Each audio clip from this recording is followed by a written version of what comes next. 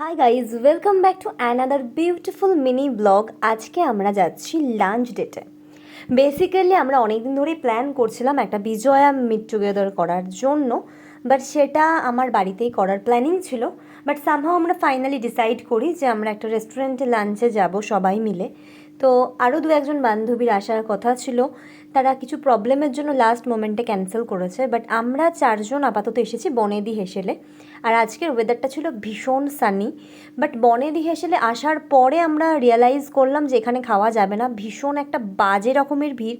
45 minutes আমাদেরকে wait করতে বললো, তারপরেও আদেও সিট পাবো কি না জানতাম না, কারণ আজকে ছিল প্রচুর আইবুড়ো ভাত। দেন আমরা ওখান থেকে ফাইনালি ডিসাইড করি যে আমরা আসবো আহারে। বেসিক্যালি আমাদের আজকে একটা বাঙালি ডিশ খাওয়ার ছিল, বাঙালি থালি। তো তার জন্য বনেদি হেসেলের পরে আমার মনে হলো আহারটা হচ্ছে একদম পারফেক্ট জায়গা। তো ওখানে আমরা এখন আপাতত চলে এলাম।